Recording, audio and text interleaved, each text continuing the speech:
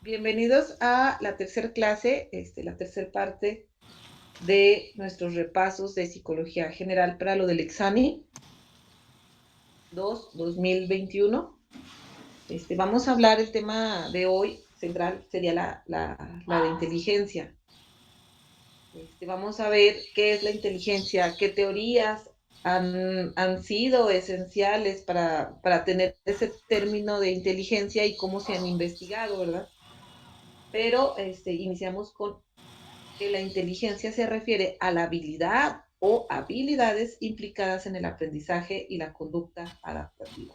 Como nosotros, a través de psicometría, de estudios, de test, podemos medir la inteligencia de cada ser humano. Por lo regular tenemos nosotros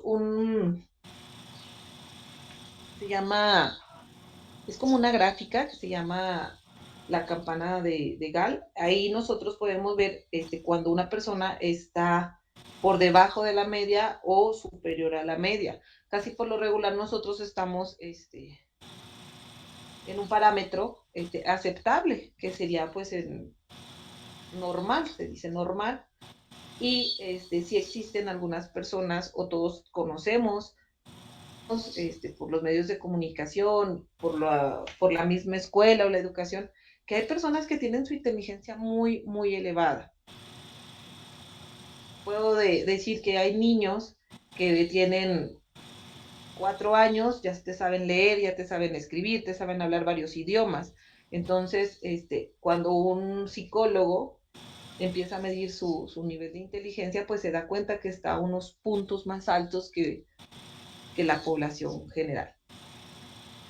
Y por lo regular ya en estos tiempos, cuando detectan a niños que tienen esas capacidades o esas habilidades muy desarrolladas, los empiezan a adoptar o a tomar para poderlos explotar al máximo, porque pueden salir pues profesionistas o científicos muy, muy destacados, y pues es esencial el gobierno que los pueda preparar según su nivel de inteligencia. Algunas de las teorías iniciales fueron de Sperman, Thurston y Cattell. Son algunos de los autores que empezaron a hablar un poco sobre la inteligencia. Vamos a hablar de Charles Sperman. Él sostenía que la inteligencia es bastante general, una especie de manantial o brote de energía mental que fluye hacia cada acción. Entonces, cómo él empieza a diferenciar de una persona a otra que existe un tipo de inteligencia, porque una cosa es que nosotros decíamos anteriormente cómo nos distinguimos los seres humanos con la, ¿verdad?, de los animales, pero también existe no nada más la razón o la personalidad, existe la inteligencia. Entonces Charles sostenía eso, que era muy general en la especie humana y que fluía cada vez que nosotros hacíamos algún trabajo o hacíamos algún estudio o nos diferenciábamos en algún grupo, en alguna cultura donde se enfocó, siempre alguien sobresalía de los demás. También Thurston nos decía que la inteligencia comprendía 7 habilidades mentales distintas. Una de ellas era la habilidad espacial, rapidez perceptual, la habilidad numérica, significado verbal, memoria, fluidez verbal y razonamiento. Entonces, creo que todos estos puntos que nosotros, que acaba de decir Turson, son hasta la fecha muy, muy,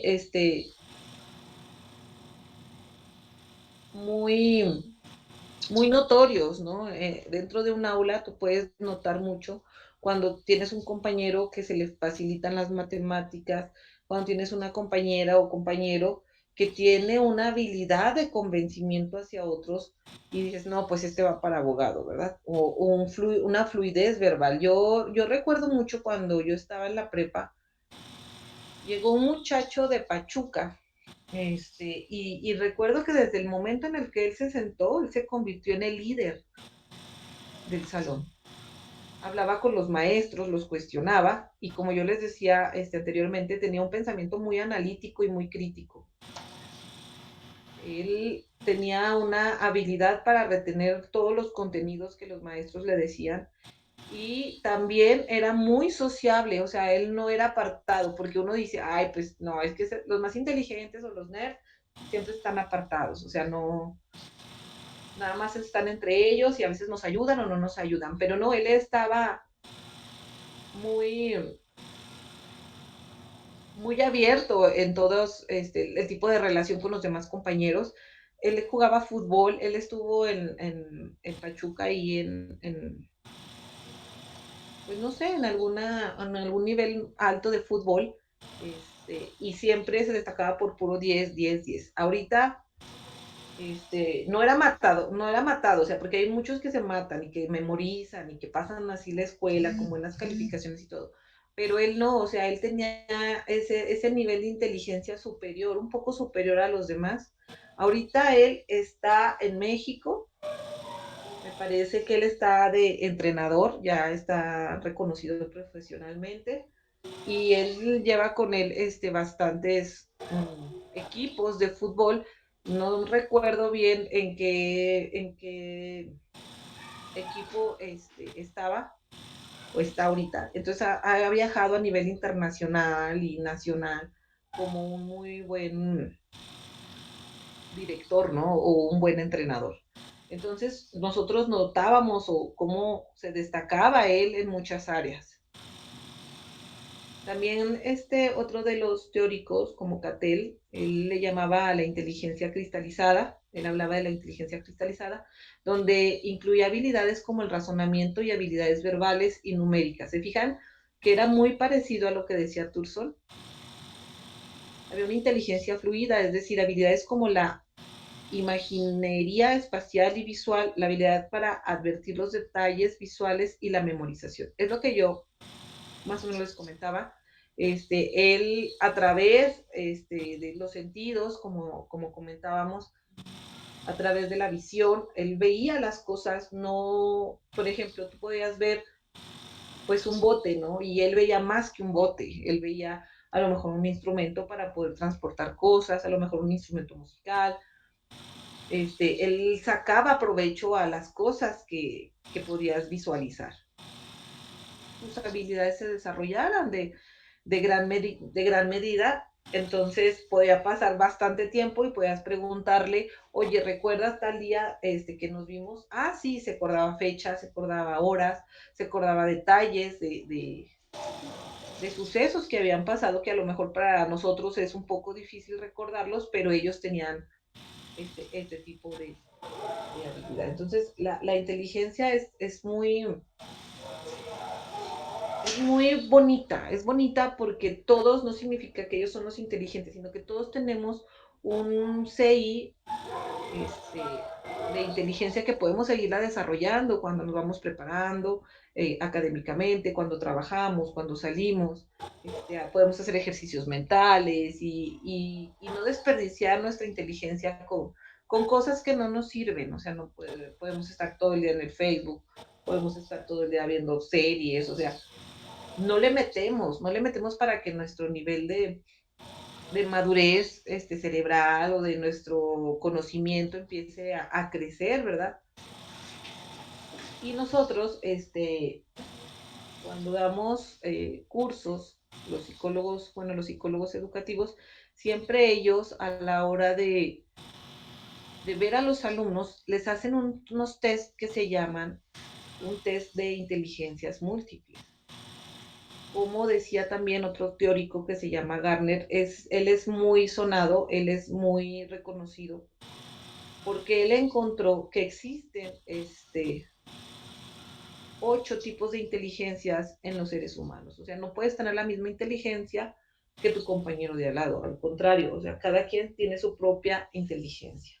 Y aquí nos mencionaba que había 8 y que era una de ellas lógico-matemática, otra lingüística, espacial, musical, sinestésica corporal, interpersonal, intrapersonal y naturalista. Lógico-matemática son personas que desarrollan muchas habilidades en la ingeniería, en la matemática, en la física, hasta en la biología, y que se les facilita y más que nada dentro de la educación que te dan desde el preescolar, se empieza a notar esas habilidades hacia a ese punto matemático, ¿verdad? Otra es la lingüística, cómo tienen habilidades otras personas, tienen esa habilidad para poder comunicarse, y aquí hablamos de los políticos. Espacial es el entorno donde estás, las cosas que ves, también ayudan para descifrar qué tipo de inteligencia tienes. Musical, o sea, vemos la musical, yo creo que en un grupo que yo tuve de 40 chicos, me salían como unos 10 en musical, eran buenísimos. Y a la hora de hacerles el examen, salía una de sus inteligencias musical y después comentaban, sí, es que la verdad yo toco en un grupo, me gusta tocar guitarra, o me gusta cantar, o mi familia viene de músicos, ¿verdad? Entonces, no nada más es que es tu única inteligencia, o sea, puedes desarrollar de estas 8 inteligencias, puedes desarrollarlas todas, pero siempre va a haber una que le gane a las demás.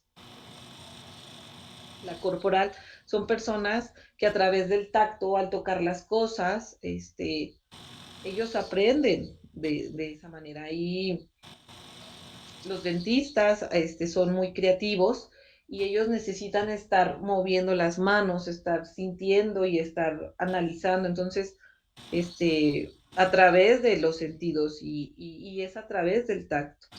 La interpersonal son personas que pueden socializar de una manera rápida. Los guías de turista, que pueden rápido captar la atención de las personas que llegan a visitar algún estado o algún país, y ellos tienen esa facilidad de poderse relacionar con las demás personas. Interpersonal, es el que dijimos. Intrapersonal, la intrapersonal son inteligencias donde ellos no son muy sociables o no tienen mucha relación, no significa que no la tengan, pero que son más reservados, ¿sí? Y ellos solos no necesitan tanta ayuda de otras personas y lo trabajan, o sea, estoy encerrado, estoy estudiando, estoy analizando, estoy haciendo mis propios proyectos, o sea, estoy construyendo, o sea, sería algo para mí. Y la naturalista son personas como los biólogos, como los veterinarios, personas que les gustan los zoológicos, personas que les gusta la geología, que están dentro de las minas, o personas que les gusta estar dentro de la área de la naturaleza. Entonces ellos aprenden y desarrollan de gran medida este tipo de inteligencias. La pregunta es, ¿qué tipo de inteligencia tienes tú? Si tienes ganas de saber qué tipo de inteligencia tienes, puedes contactarnos en el CASE y nosotros podemos hacerte una prueba para saber qué tipo de inteligencia tienes. Y también hay pruebas donde podemos saber qué CI tienes, ¿no? ¿Qué puntuación de CI tienes? Otro de los temas es la de el desarrollo humano. Qué importante es el desarrollo humano y cómo tienen una influencia en tanto en lo social, en lo psicológico, en lo biológico, en el conocimiento, en el aprendizaje. Donde tú te desarrollas, donde tú creces, influye mucho en la persona que eres ahora, en los conocimientos que tienes ahora. No todos nos desarrollamos en el mismo contexto. No importa en qué, o sea, puede ser mi vecino y vivimos en la misma calle, ¿verdad? Tenemos los mismos papá y mamá o los mismos número de hermanos, ¿no? Y dices, oye, pues somos iguales, tenemos el mismo desarrollo, y claro que no, o sea, simplemente la cultura con la que vienen tus padres, que es diferente a la de mis padres, pues ya empieza a influir en tu desarrollo psicológico. La psicología del desarrollo lo que hace es estar analizando a las personas desde sus comienzos, desde que llegan a la vida, desde antes, o sea, cuando uno hace estudios, pregunta si fueron o no deseados el embarazo, si fue deseado o no, si tuvo complicaciones a la hora del parto o durante el embarazo, porque eso influye mucho en la personalidad y cómo se va siguiendo, ¿no? El camino del desarrollo hasta la vejez. Nosotros como jóvenes siempre decimos, ¿no? Pues es que tú, papá, vienes de otros tiempos, tú que vas a entender o tú nunca vas a comprender cómo me siento yo. Pero es según el tipo, ¿no? De historia que tiene cada uno, porque tu papá se desarrolla, por ejemplo, si tu papá se desarrolla en una ciudad donde hay mucho vehículo, mucho carro, mucho movimiento, mucha empresa, papá y mamá trabajan todo el día, pues el niño a lo mejor crece un poco solo o abandonado. Y si otras personas se crían dentro de una granja, donde está mamá en casa a tiempo completo, está dedicada a sus hijos, donde interactúas más con la naturaleza, con los animales, donde papá llega, pero las condiciones económicas hasta son muy, muy diferentes. Entonces, este, de todos modos, dentro del desarrollo, existen etapas, ya que todos pasamos, todos los seres humanos, por este tipo de etapas, pero de todos modos tiene mucho que ver las diferencias individuales entre una persona y otra, como la sociedad donde vives, la casa donde vives, las relaciones que cultivas con tus semejantes, hasta la escuela, ¿verdad? Y entre tus hobbies, porque a lo mejor yo tengo una conocida que ella tiene su maestría y su doctorado en auditorías y todo eso que tiene mucho que ver con pues con todo lo de la economía y con toda la de la contaduría, pero ella, es muy buena en su trabajo y todo, y tú le preguntas, ¿y qué haces en tus tiempos libres? Porque es matadísima en eso. Ah, no, pues yo voy y me subo a mi caballo y me gusta ir a pasear, y tú dices, wow, o sea, le preguntas a otra persona y dice, no, pues yo me voy al cine o me acuesto a ver series. Entonces, si te fijas cómo eso influye mucho en tu personalidad y también en tu desarrollo, ¿no? Y así es como vamos valorando cada una de estas etapas por las que vamos viviendo los seres humanos. Algo de la psicología social pues dice que la vida humana es vida social, o sea, desde que tú naces estás rodeado de personas, ¿no? O sea, ya en eso sales y ya está el doctor, ya está el pediatra, ya están las enfermeras, ya está tu mamá, te ponen en el pecho de tu mamá, llega tu papá, te conoce, o llega tu familia significativa, tu familia cercana, entonces empiezas tú a hacerte social, a convivir con todos en ese momento. Dice que la evolución supone un paso de lo simple a lo complejo, de lo único a lo plural, una tendencia a la agregación inscrita en la lógica de la vida. Esta agregación cumple un papel adaptador que aumenta las posibilidades de sobrevivir y multiplicarse. ¿Cómo nos vamos nosotros desde que nacemos? Vamos haciendo, este, pues sí, vamos viviendo y vamos sobreviviendo, ¿no? Gracias a la adaptación, o sea, te adaptas al medio donde estás, te adaptas completamente. Recuerdo mucho que hay un cuento muy sonado desde niños donde dicen que el ratoncito del campo y el ratoncito de ciudad que se visitan, ¿no? Y que un rato cambian los dos, pues su lugar de vivienda. Por ejemplo, se va el del campo a la ciudad y el de la ciudad se va al campo. Entonces, intercambian culturas, intercambian todo. Al final, ninguno de los dos se adapta y quiere salir corriendo y regresar a donde ellos son. Pero en el momento en el que están viviendo, por ejemplo, el ratón de campo en la ciudad, él se tuvo que adaptar a los coches, a atravesarse la calle, a, a pedir la comida, ¿verdad? A que le cocinen a la comida rápida, a las personas que son menos, pues menos amorosas y son un poco más frías, a los trabajos demandantes donde tu jefe te esclaviza o te trata de una manera pues no agradable y donde él viviendo dentro de su campo, pues él solo se cocinaba, él solo cosechaba, él era su propio jefe, él tenía paz, no había tanto ruido, era más tranquilo el ambiente donde él estaba. Entonces, cómo nosotros vamos adaptándonos y nos adaptamos al medio y qué pasa, pues creces, conoces a alguien, te multiplicas y empiezas a ver las etapas, ¿no? El desarrollo cognitivo, esto ya tiene que ver con el conocimiento y el aprendizaje, se refiere a la capacidad para razonar. Para algunos teóricos es imprescindible lograr comprender la formación de los mecanismos mentales en el niño, para así lograr comprender los de un adulto. Dichos mecanismos comprenden las operaciones lógicas, la inteligencia y la percepción. Empiezas tú, para comprender a un adulto, tienes que conocer su historia de vida, ¿no? Su historia de cómo él fue evolucionando a través de los años y qué tipos de conocimientos tuvo a la mano para ser la persona que es ahora.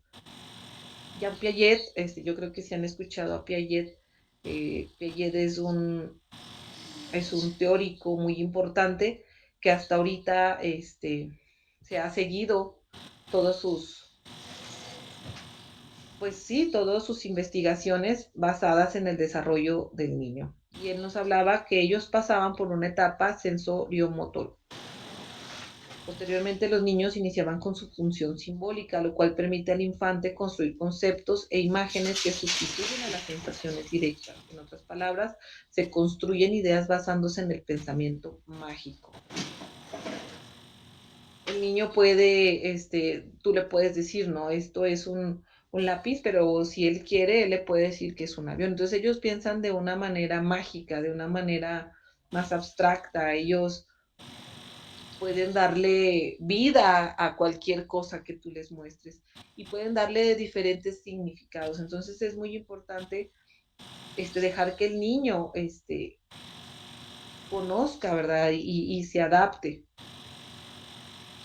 a través de sus etapas del desarrollo, donde llega un momento en el que el niño empieza desde pequeño a tocar las cosas, a sentirlas, a metérselas en la boca, a construir un sinfín de imaginación. Por ejemplo, tú los ves cómo juegan, como si tú llevas y tú vas y le das un regalo y le das un juguete, ellos terminan con la bolsa del regalo jugando, ¿sí? Imaginándose que es un castillo, que es una nave, que es un coche, y hasta el juguete lo tienen ahí arrumbado. Entonces, cómo ellos pueden visualizar las cosas de una manera muy.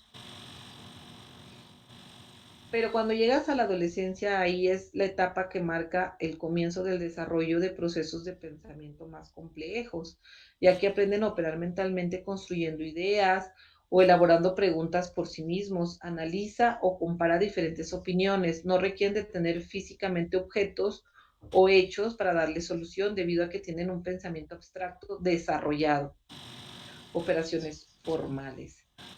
Cuando llegan a la etapa de la adolescencia, ya entrando a la secundaria, también psicológicamente, ellos tienen que empezar a buscar su identidad dentro de su personalidad. Y aquí, como nos dice este concepto, ellos empiezan a preguntar, a tener su propia opinión, ¿verdad? A tratar de solucionar las cosas, ya no tanto pegados a la mamá o pegados o refugiándose a la familia, sino que ellos buscan la manera de también resolver situaciones que se les presentan. Pero sí, el comportamiento pues es un poquito más rebelde, es un poquito este, más difícil porque tratan de adaptarse, o sea, tratan del cambio de niño a adolescente, pues sí es muy difícil para ellos, porque de repente sí quieren depender de la madre y de repente ya no, y empiezan a tener ahí un conflicto emocional. pero sí su pensamiento empieza a desarrollarse un poco más complejo, o sea, ya empieza a estructurarse mentalmente, este, qué cosas son o cómo las hacemos, ¿verdad? A raíz de todo lo que se les ha enseñado. La transición del pensamiento concreto u operaciones concretas hacia las operaciones formales se produce con el tiempo. Durante la adolescencia, el ser humano adquiere la capacidad de pensar sistémicamente acerca de todas las relaciones implicadas en un problema, por lo que la habilidad para considerar posibilidades y hechos en el pensamiento formal va a depender de las experiencias de vida de cada individuo. Ellos empiezan a pensar ya más en todas las relaciones, ¿no?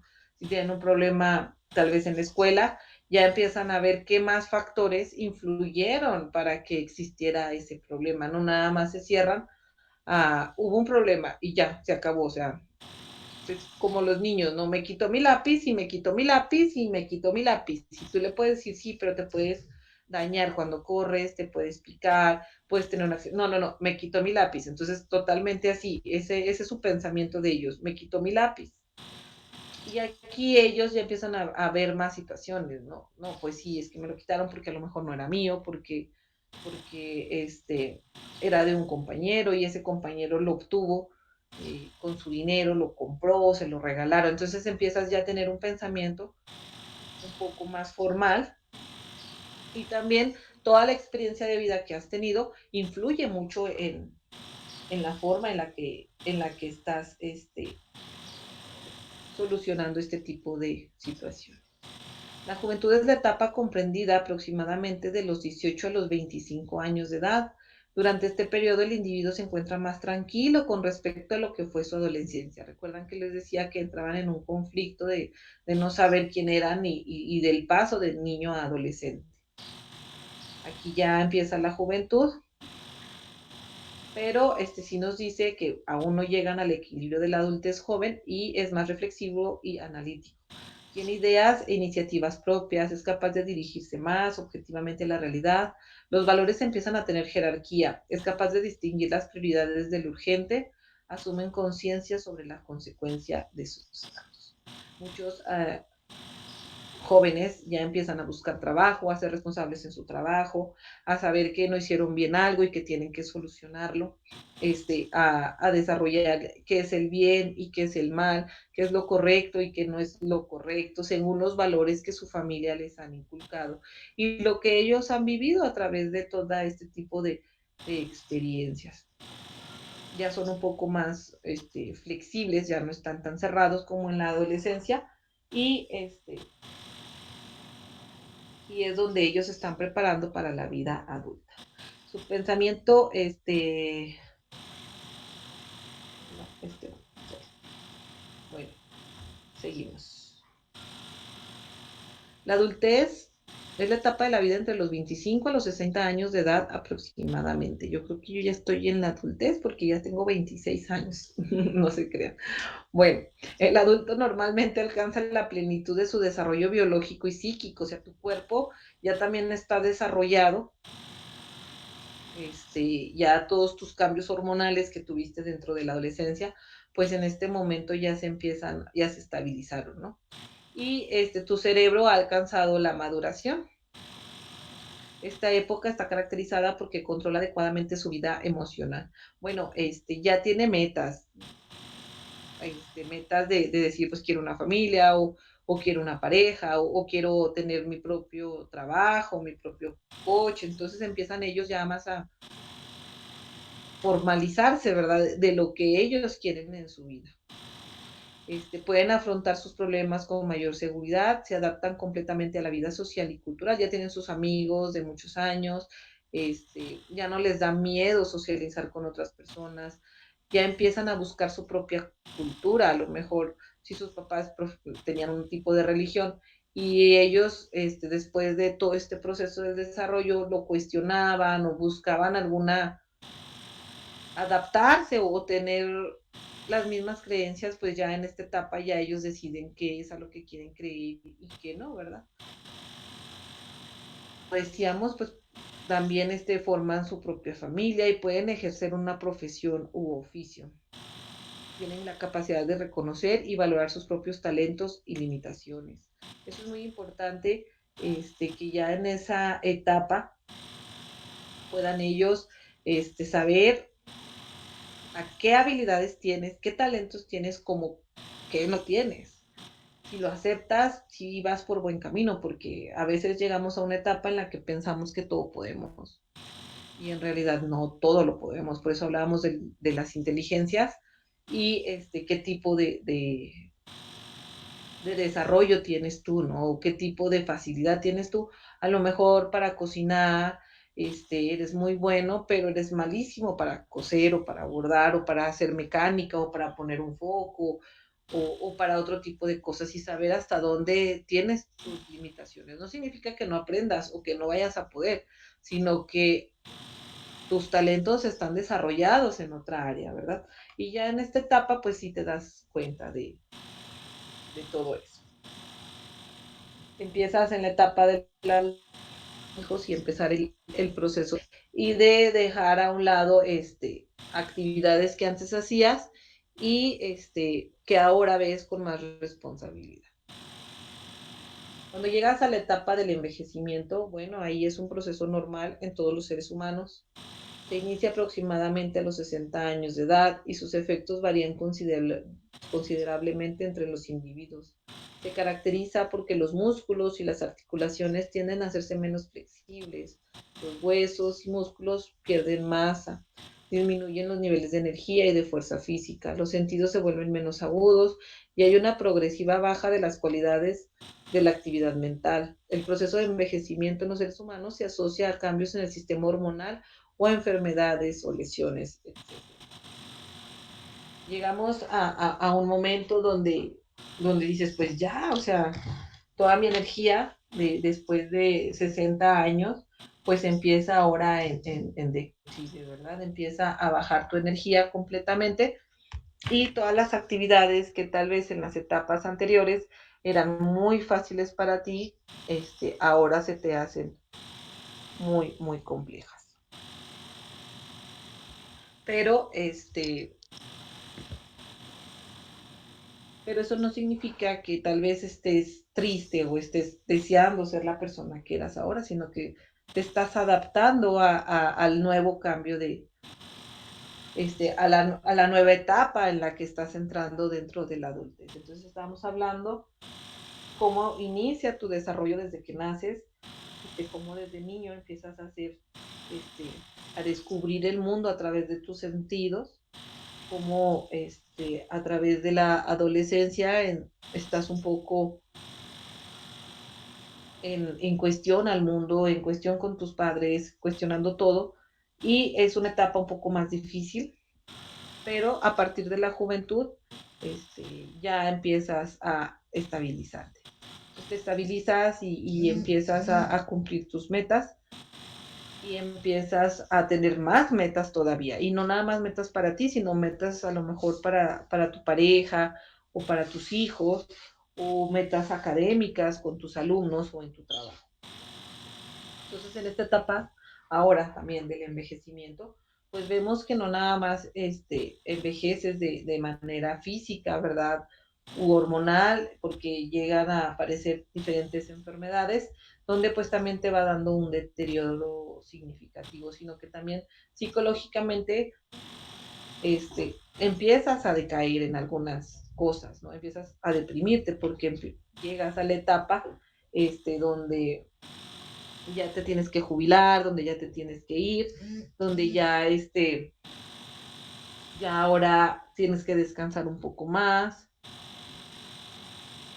donde tu ritmo de vida no es igual y donde lamentablemente empezamos a perder a seres queridos como amigos, como familia, porque ya se desarrollan más las enfermedades y hay más muertes.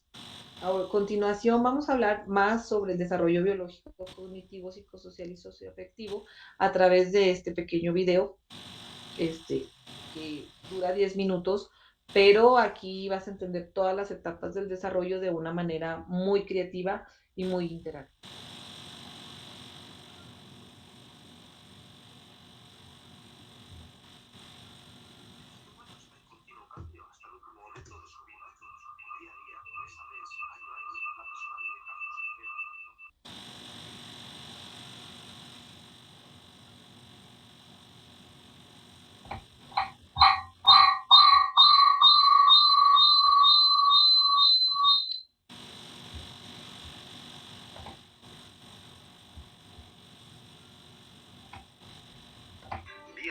Mes a mes, año a año, la persona vive cambios a nivel biológico, psicológico y social.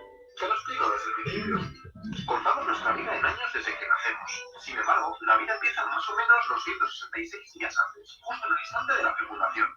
Un óvulo y un espermatozoide se unen, y en ese momento se produce la combinación del ADN de uno y el ADN del otro, creando la vida de una persona única.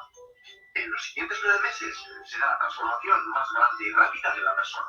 El cigoto unicelular del inicio comienza a dividirse en más y más células, hasta convertirse en un embrión primero y en un feto después. El feto no es un ser pasivo.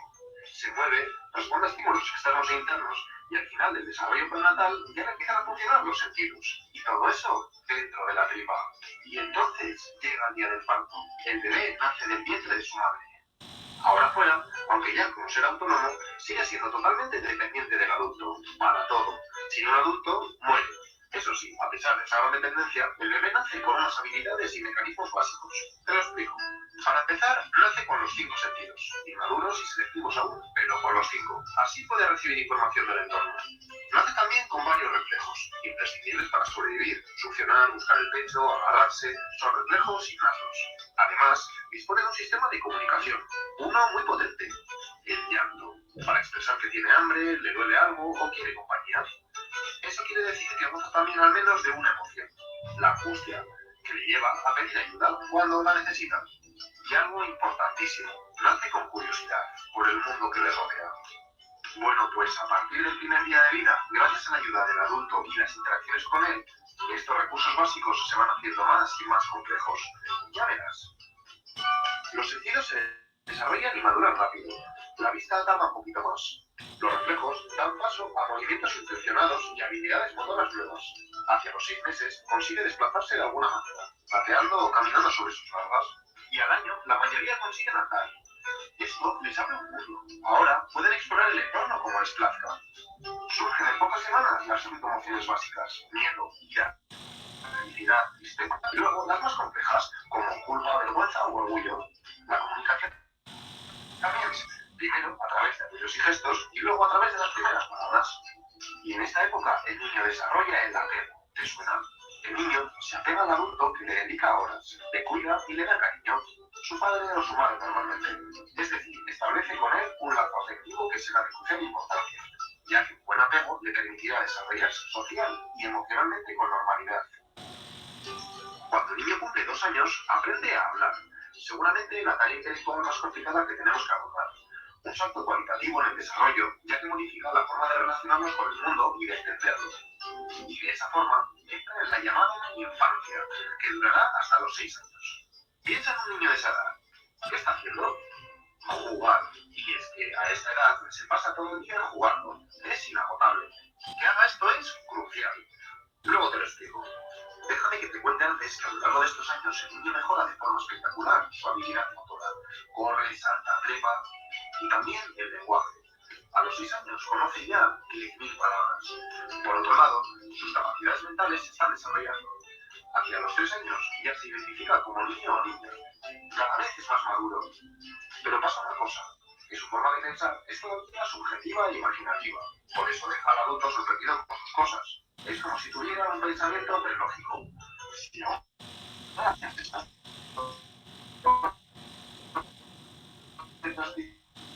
la imagen delante de sus ojos y se lo vuelve a pensar que ahora, qué gracioso. El niño se está haciendo cada vez más autónomo de sus padres. Hace las cosas solo. Esto es para que vaya ganando autoconfianza. Padres les da más trabajo pisarle todo el rato y ponerle límites. Esto se puede, esto no, esto es peligroso, esto está mal. Se empieza a ejercer sobre el niño un estilo educativo. Este estilo educativo va marcando también su desarrollo socioemocional. Ya ves, todo influye en el desarrollo. ¿Te acuerdas de lo del juego? Piensa en diferentes juegos y fíjate, mientras juega, el niño desarrolla su cuerpo, desarrolla su mente y desarrolla sus habilidades sociales y morales. Es un entrenamiento para aprender a vivir cada vez mejor en el mundo. Seguimos. Hacia los 7 años ya va al colegio y esto trae cambios. El niño ansía aprender cosas nuevas, sigue con esa curiosidad por el mundo. Además, empieza a controlar esa imaginación desbordante de años atrás. se vuelve lógico. Ahora ya no le engañamos con el juego de la plastilinas. En la escuela, pero también fuera de ella, va adquiriendo más y más conocimientos y aprende a leer y a escribir. Y también conceptos matemáticos. Cada vez sabe más de todo. Por otro lado, en estos años sigue creciendo, pero lo hace más lentamente. Que sea así está bien para que pueda mejorar sus habilidades motoras. Así que a esta edad ya puede hacer casi cualquier actividad. Los nuevos conocimientos y habilidades motoras le vienen bien para enfrentarse al mundo, ya que cada vez es más independiente. Y ahora que va al colegio, su mundo social se expande, pero pasa una cosa importante, se encuentra con niños de su edad. Estos ya no se van a adaptar a él como los adultos, con ellos tiene que aprender a ajustarse, ya que están todos al mismo nivel. Pero esto es genial para su crecimiento social. Durante esta época, de primeras, la situación ha sido perfecta. Piensan que sus padres les ayudan, que los profesores son justos y los amigos leales. Bueno, por eso son generalmente años tan felices. La cosa igual se torce un poco a partir de ahora. Y es que llega la adolescencia. Empieza el camino de niño a adulto, la época más difícil y estresante del proceso vital. ¿Por qué? Te lo cuento ahora. Para empezar, la pubertad. Algunas hormonas empiezan a trabajar y se produce un cambio físico espectacular. Sale el brillo, crecen los pechos y los genitales, cambia la voz, pero es que encima ocurre la maduración sexual. Las chicas tienen su primera menstruación y los chicos su primera eyaculación. Potencialmente pueden ser padres. Muchos cambios en poco tiempo. Bueno, pues el adolescente emprende ahora, y con este nuevo cuerpo cambiante, un proceso de autodefinición. ¿Quién soy yo? Y todo ello para desarrollar su propia identidad. Es un proceso complicado y en ocasiones conflictivo, porque, a ver, para decidir quién soy, necesito sentirme independiente. Eso les lleva a alejarse de sus padres tanto físicamente como de sus normas y consejos, y los choques con ellos son inevitables. Entre padres y adolescentes hay conflictos. El adolescente, por tanto, pasa más tiempo con sus amigos, que le escuchan más, que con los padres, que les dicen qué tienen que hacer. Los amigos son fuente de apoyo y de información, y además compañeros de todo tipo de experiencias, la mayoría divertidas y enriquecedoras. También se despierta el deseo sexual, y se dan las primeras experiencias sexuales. ¿Y su desarrollo mental? Bueno, pues su pensamiento ha dejado de ser concreto y ahora se ha convertido en abstracto e informal. Ahora puede hacer deducciones y pensar de forma hipotética. Y así, al final de este periodo, logra obtener una identidad sexual, moral, política y religiosa. Ya está preparado para saltar a la vida adulta. La edad adulta se inicia con las habilidades intelectuales y físicas plenas. El cuerpo es fuerte y resistente. Por tanto, es una etapa de gran actividad física e intelectual. Así que es el momento de encontrar la realización personal. ¿De qué forma? Por un lado, va a buscar una profesión y desarrollarse en el trabajo. Y a trabajar. Por otro lado, empieza la búsqueda de relaciones más íntimas. Una pareja, para compartir metas y que sea un apoyo en la vida. Bueno, y también para la satisfacción sexual. En este sentido, pueden ocurrir varias cosas. Puede comenzar una convivencia con la pareja. Puede decidir tener hijos y consolidar una familia. Puede separarse y tener nuevas parejas. O continuar la vida sin un compromiso con nadie. La persona sigue cumpliendo años mientras vive de pleno su vida laboral y familiar. Sin embargo, atención, comienza el deterioro físico. A partir de los 40 se va perdiendo la capacidad auditiva y visual. Los huesos pierden fortaleza y salen arrugas y canas. Consejo sanitario: fumar, beber y consumir drogas afecta negativamente en el envejecimiento. Estos cambios le hacen pensar de diferente forma. En lugar de ver los años que lleva vividos, empieza a pensar en los que le quedan por vivir. Es momento de echar un vistazo hacia el pasado y reflexionar acerca de los logros y metas que quedan por cumplir. Este lleva a dos caminos: a revivir una especie de segunda adolescencia e intentar vivir todo aquello que no ha hecho, o a ver que nuevas generaciones van abriendo camino a guiar, formar a los jóvenes. Hacia los 50 años, un hito importante: la menopausia en la mujer. Deja de ovular, y la andropausia en el hombre. Menos fertilidad y erección. Además, se produce el llamado nido vacío. Los hijos salen de casa para hacer su vida. La pareja vuelve a vivir sola. Alrededor de los 65 años, la persona se jubila. A partir de entonces, gana mucho tiempo libre, pero se pierden funciones y un rol, y eso obliga a adaptarse al nuevo estilo de vida. Muchos siguen activos durante varios años a través de actividades de ocio, cuidado de nietos, trabajos para la comunidad. Eso sí, progresivamente se va produciendo un deterioro en todas las funciones físicas y mentales. Y algo muy triste, empieza a perder seres queridos, la pareja y los amigos van muriendo. Todo ello puede hacer que la persona viva cada vez más aislada. El deterioro físico avanza y surgen las enfermedades. La persona es cada vez menos activa y más dependiente. En esta última etapa toca reflexionar sobre su vida, poder llegar a la conclusión que ha merecido la pena vivir y que su vida ha tenido una razón de ser, le ayuda a aceptar la muerte, algo inevitable que está a punto de llegar. Y de esa forma se aproxima el final. En un momento dado, las actividades vitales del organismo dejan de funcionar. El corazón deja de latir. La persona muere.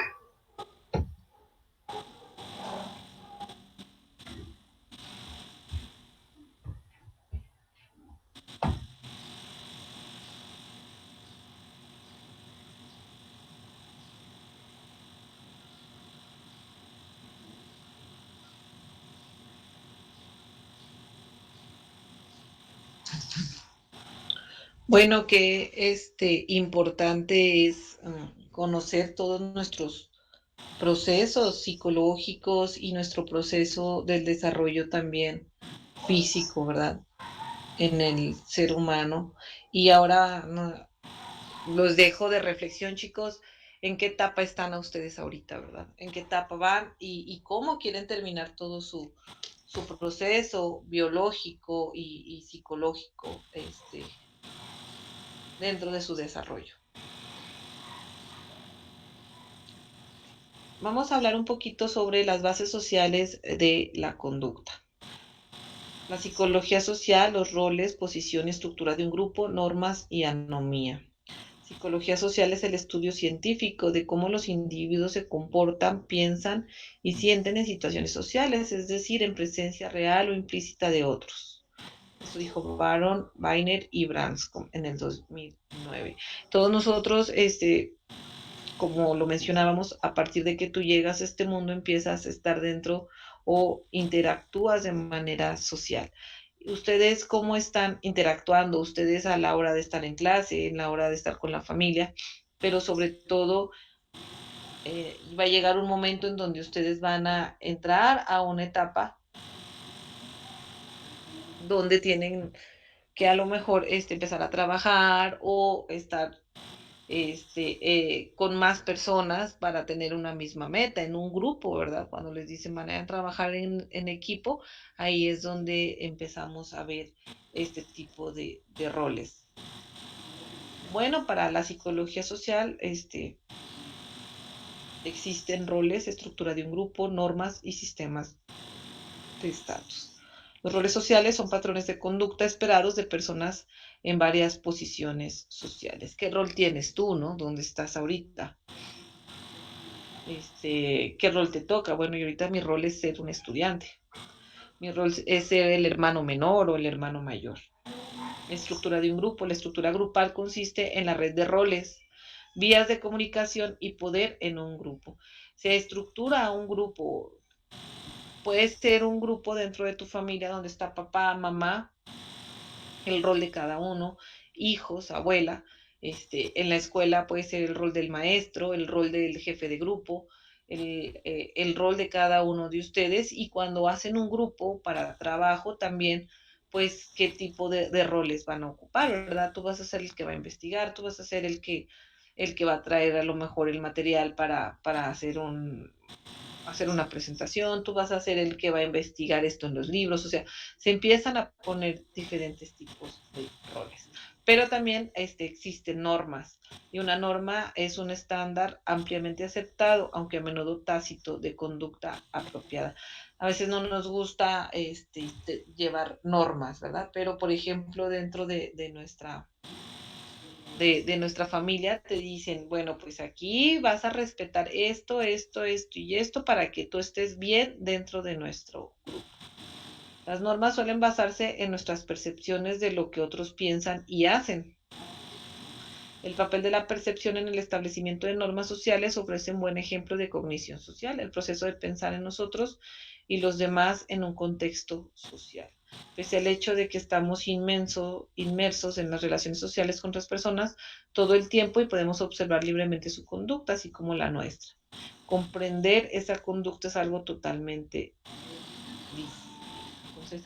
Entonces, tenemos que tener también un tipo de normas que a lo mejor desde nuestra estructura familiar ya las conocemos, pero a la hora de hacer un nuevo grupo se empiezan a poner, ¿verdad? O cuando entras al salón de clases, también te dicen, oye, pues aquí no puedes llegar a tal hora, aquí tienes que llegar temprano, aquí no puedes comer en clase, aquí tienes que tomar apuntes de esta manera, aquí tienes que tener buena relación con tus demás compañeros, o sea, ese tipo de situaciones.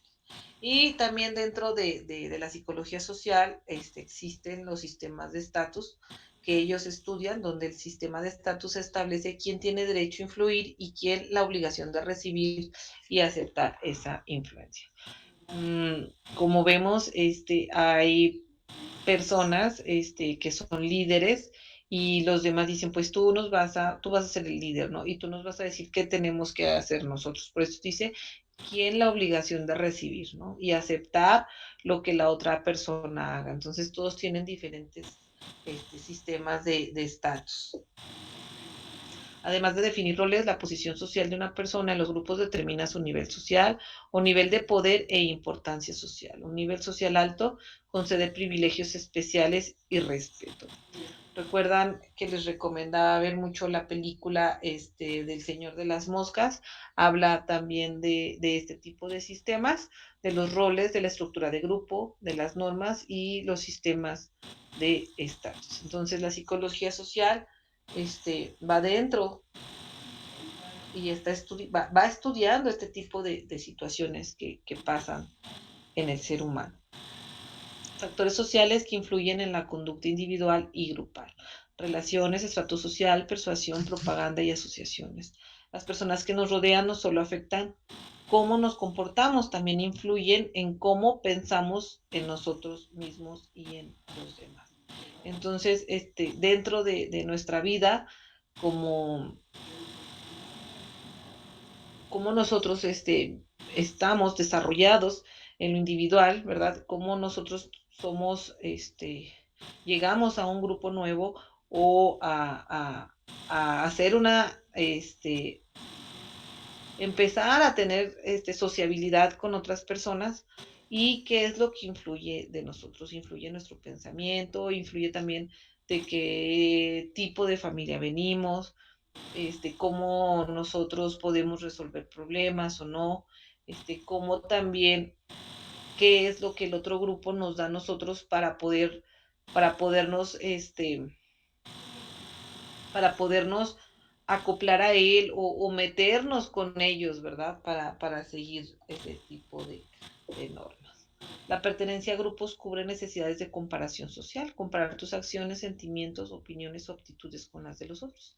Además de brindar información, las comparaciones sociales pueden a veces hacerse en formas que reflejen deseos de autoprotección o superación personal. Aquí hablamos de la comparación ascendente y la descendente, en las que nos comparamos en la ascendente con una persona de rango superior en algunas dimensiones. Se usa a veces para la superación personal. Es cuando tú, por ejemplo, vas a la escuela y ves al director o a la directora de tu unidad y dices, ay, él sabe muchísimo y de excelentes clases y yo quisiera ser parte o quisiera ser como esa persona. Entonces, hay muchas personas que se meten mucho a la política porque les gusta y porque ven a sus líderes políticos muy fuertes. Entonces ellos empiezan a construir y a compararse con ellos de una manera ascendente para obtener motivaciones y empezar a superarse.